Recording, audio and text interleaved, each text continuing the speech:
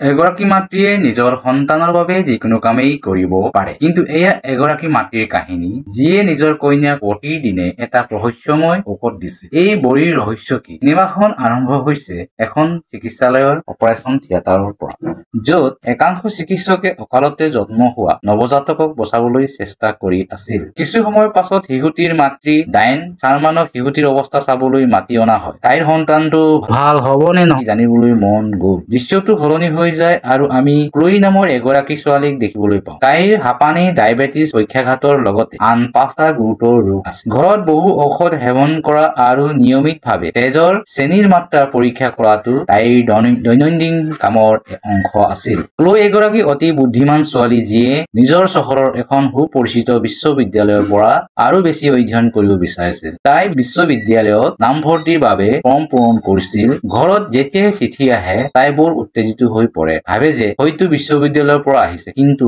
দুৰ্ভাগ্যজনকভাৱে কোনো চিঠি নাহে। ক্ল'ই এগৰাকী বৰ কৌতূহলী ছোৱালী। তাই পৰীক্ষা নিৰীক্ষা কৰি ভাল পায়। তাই ইণ্টাৰনেটৰ পৰা শিকি ঘৰতে অদ্ভুত বস্তু বনাই থাকে। এদিন তাই পঢ়া শুনা কৰি থাকোতে এখন বাহনৰ শব্দ শুনিলে। তাই ভাবিলে যে সেইখন ডেলিভাৰী বাহন, কিন্তু বাহিৰলৈ চাই তাই গম পালে যে মাক বজাৰৰ পৰা কিছু সামগ্ৰী কিনি ঘৰলৈ উভতি আহিছে। তাইৰ মাকে কাৰোবাৰ লগত ফোনত কথা পাতি আছিল। এই সময়ছোৱাত তাই বাকচটোৰ ভিতৰলৈ চাই তাৰ পৰা চকলেট কেইটামান উলিয়াই আনিলে। তাতে তাইৰ সেউজীয়া ঔষধৰ বটল এটাৰ ওপৰত চকু পৰিল, যাৰ ওপৰত ডায়েন চাৰ্মান অৰ্থাৎ মাকৰ নাম লিখা আছে। কিন্তু তাই জনাত তাইৰ মাকৰ কোনো বেমাৰ নাছিল, গতিকে ঔষধ কিহৰ বাবে? তাতে ক্ল'ইৰ মাকে হৈ উঠাৰ আগতে কিছু ঔষধ দিয়ে। ক্ল'ই লগে লগে চিনি পালে যে সেই ঔষধবোৰৰ মাজত এটা সেউজীয়া কেপচুল আছে, যিটো তাই আগতে দেখিছিল। তাই মাকক এই বিষয়ে সুধিছিল, যদিও মাকে ক'লে যে আচলতে এইয়া ক্ল'ইৰ ঔষধ আৰু দোকানীজনে ঔষধ কিনা ব্যক্তিজনৰ নাম বটলত লিখে। মাকৰ এই উত্তৰত ক্ল'ই সম্পূৰ্ণ সন্তুষ্ট নহ'ল, কিন্তু মাকক বিশ্বাস কৰি তাই ঔষধ খাই পোনে পোনে শুই পৰিল। পিছদিনা কৌতূহলৰ বাবে তাই ঔষধৰ চিচি উলিয়াই দেখিলে যে ঔষধৰ নাম ট্ৰাইগক্সিন আছিল, কিন্তু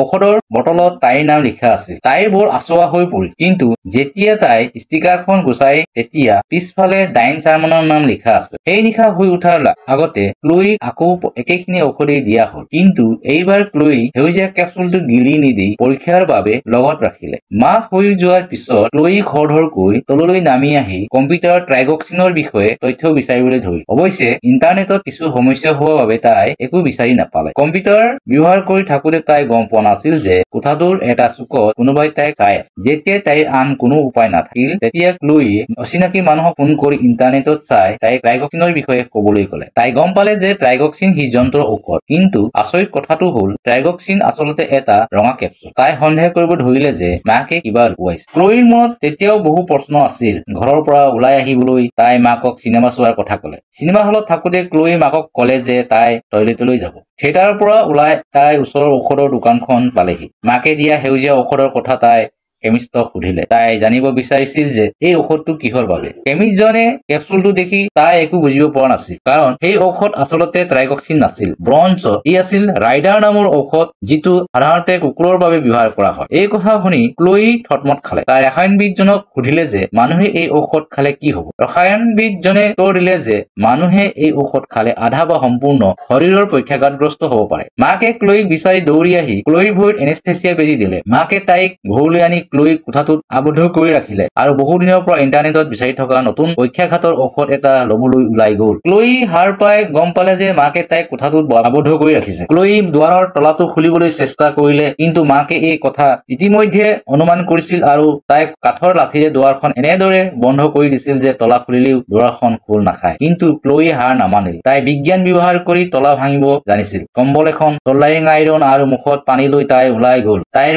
কোঠাৰ খিৰিকীৰে ওলাই আহি তাই কেনেবাকৈ বগাই আনটো কোঠাত পালেগৈ। ছল্ডাৰিং আইৰণৰ টাব আৰু পানী ব্যৱহাৰ কৰি তাই গ্লাছ ভাঙি খিৰিকীখনৰ ওপৰত কম্বলখন থৈ আগবাঢ়ি গ'ল, যাতে তাই ভঙা গ্লাছৰ পৰা নিজৰ শৰীৰটোক ৰক্ষা কৰিব পাৰে। খিৰিকীৰে সোমাই অহাৰ লগে লগে তাই উশাহ লোৱাত কষ্ট পাব ধৰিলে। তাই এষ্টমা পাম্পটো লগত লৈ আহিবলৈ পাহৰি গৈছিল। ক্ল'ই তেতিয়াও কেনেবাকৈ খোজকাঢ়ি নিজৰ কোঠালৈ আহিল আৰু তাইৰ এষ্টমা পাম্পটো লৈ গ'ল। লগে লগে তাই হুইল চেয়াৰত বহি ঘৰৰ পৰা ওলাই যাবলৈ ধৰিলে, কিন্তু তাইৰ মাকে লিফ্টখনো ভাঙি পেলাইছিল। বৰ কষ্টেৰে তাই হুইল চেয়াৰখন তললৈ পেলাই দিছিল আৰু চিৰিৰে তললৈ বগাব ধৰিলে। কিন্তু হঠাতে তাই পিছলি গৈ তললৈ পৰি গল। তাই গম পালে যে তাইৰ ভৰিৰ আঙুলিটো লৰচৰ কৰিব পাৰিছে, কাৰণ বহুদিন ধৰি তাই মাকে দিয়া ঔষধ খোৱা নাছিল। তাইৰ এই অৱস্থাৰ বাবে মাকে দায়ী বুলি বিশ্বাস কৰিবলৈ ধৰিলে। ক্লয়ী লগে লগে হুইল চেয়াৰত বহি ঘৰৰ পৰা ওলাই আহি চহৰৰ অভিমুখী ৰাস্তাৰে যাব ধৰিলে। তেন্তে এখন গাড়ী অহাৰ শব্দ শুনিলে। ক্লয়ী ভয় খাইছিল যে সেইখন মাকৰ গাড়ী হব পাৰে, গতিকে তাই লগে লগে জোপোহাৰ আঁৰত লুকাই গল।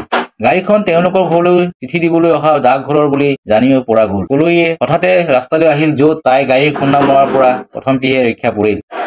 ডাকুৱালজনে গাড়ীৰ পৰা দৌৰি ওলাই আহি ক্লয়ীক সুধিলে তাই ভালে আছেনে? ক্লয়ী মাত্ৰ কলে, মোক সহায় কৰক। ডাকুৱালজনে তাইক সহায় কৰি থাকোতে হঠাৎ মাকৰ গাড়ীখন সিহঁতৰ কাষেৰে পাৰ হৈ গল আৰু সি সিহঁতক দেখিলে। মাকে লগে লগে ডাকুৱালজনৰ ওচৰলৈ গৈ সুধিলে যে তাইৰ ক্লয়ীৰ কি হল। তাইৰ ছোৱালীজনীক ঘৰলৈ লৈ যাবলৈ বিচাৰিছিল, কিন্তু ডাকুৱালজনে তাইক বাধা দিয়ে। তেওঁ কয় যে ক্লয়ী ঘৰলৈ যাব বিচৰা নাই, বৰঞ্চ থানালৈ যাব বিচাৰিছে। মাকে ক্লয়ীক অপহৰণ কৰাৰ অভিযোগত তেওঁক আৰক্ষীৰ হাতত গতাই দিয়াৰ ভাবুকি দিয়ে, কিন্তু তাত কোনো ফোনৰ ছিগনেল নাছিল, গতিকে মাকৰ সকলো প্ৰচেষ্টা অসাৰ হৈ গল। তাই অনিচ্ছা সত্বেও ডাকুৱালজনৰ লগত লৈ যাবলৈ দিয়ে, কিন্তু এই চৰ্তত যে তাইও আহিব। ক্লয়ীক গাড়ীত বহিবলৈ দি থাকোতে পিছফালৰ পৰা মাকে আহি তাৰ ডিঙিত এনেস্থেচিয়া বেজি দিলে। ক্লয়ীকো এনেস্থেচিয়া বেজি দিলে। সাৰ পাই তাই নিজকে ঘৰৰ বেছমেণ্টত আবদ্ধ হৈ থকা দেখিলে। তাই তাত এটা কলা পদাৰ্থ দেখিলে।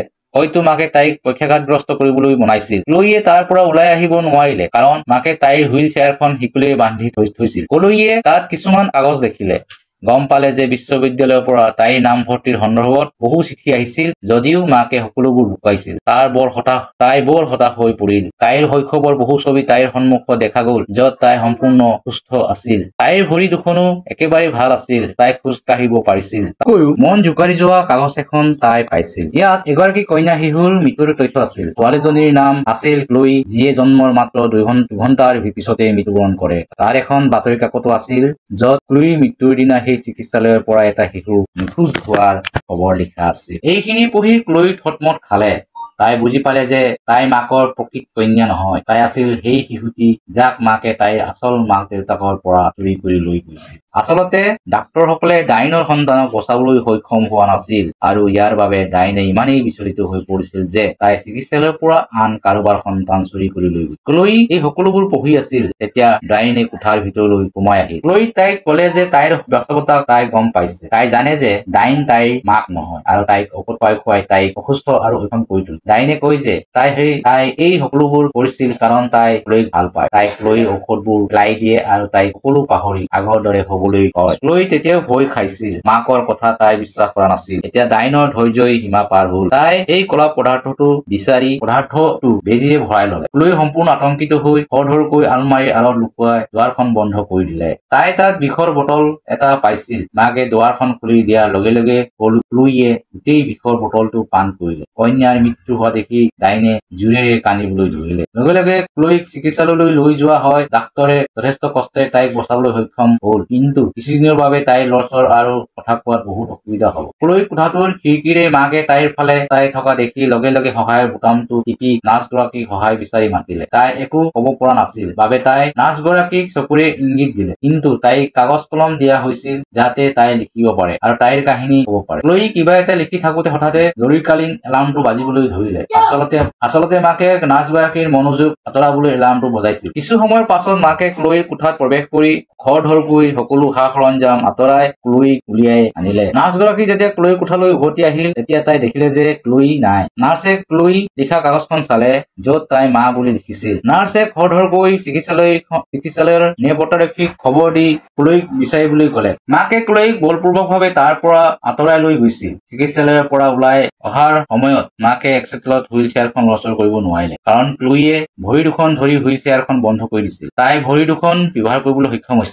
এই সময়তে চিকিৎসালয়ৰ নিৰাপত্তাৰক্ষীও তাত উপস্থিত হয়। ডাইনক হাত দুখন ওপৰলৈ তুলিবলৈ ক'লে। তাই বন্দুকটো সিহঁতৰ ফালে টুৱাই ক'লে যে তাই ছোৱালীজনীক ঘৰলৈ লৈ যাব বিচাৰে। এজন নিৰাপত্তাৰক্ষীয়ে ডাইনক গুলিয়াই দিয়ে, যাৰ বাবে ডাইন পোনে পোনে চিৰিৰ পৰা তললৈ পৰি যায়। অৱশেষত ক্লয়ীক নিৰাপদে উদ্ধাৰ কৰা হয়। ইয়াৰ পিছত 7 বছৰ পাছত এখন মানসিক চিকিৎসালয়ত দেখুওৱা হৈছিল। গৈছে ক্লুই এতিয়া ডাঙৰ হৈ গৈছিল তাই ভৰি দুখন লৰচৰ কৰিবলৈ সক্ষম হৈছিল অৱশ্যে তাইৰ বাবে সেয়া আছিল এক ডাঙৰ সংগ্ৰাম তাতে ক্লুইয়ে ডায়েনক লগ কৰিবলৈ আহিছিল ক্লুই তাইক কয় যে তাইৰ প্ৰকৃত পৰিয়ালৰ সৈতে এটা ভাল জীৱন যাপন কৰি আছে তাইৰ বহুত বন্ধু আছে আৰু তাইৰ প্ৰিয় বিশ্ববিদ্যালয়ৰ পৰাও পঢ়া-শুনা সম্পূৰ্ণ কৰিছে তাইক কয় যে তাইৰ ভৰি দুখন আগৰ তুলনাত বহুত ভাল হৈছে কিন্তু ইয়াতকৈ ভাল হ'বনে নহয় ক'ব নোৱাৰে যোৱাৰ আগতে তাই মুখৰ পৰা কিবা এটা উলিয়াই দিয়ে এইটোৱে আছিল কুকুৰৰ ঔষধ যিটো ডায়েনে তাইক দিছিল ক্লুইয়ে মৰমেৰে তাইক কয় মা মই আপোনাক বহুত ভাল পাওঁ চাওঁ আহকচোন এতিয়া মুখখন মেলক এই ভয়ংকৰ দৃশ্যটোৰে চিনেমাৰ অন্ত পৰে যদি ভিডিঅ'টো চাই ভাল লাগিল তেন্তে লাইক কৰক আৰু চেনেলটো ছাবস্ক্ৰাইব কৰক এই আমাৰ আদেশ নহয় অনুৰোধ কাষৰ বেল আইকনটো দবাই দিয়ক পৰৱৰ্তী ভিডিঅ'ত লগ পাম বাই বাই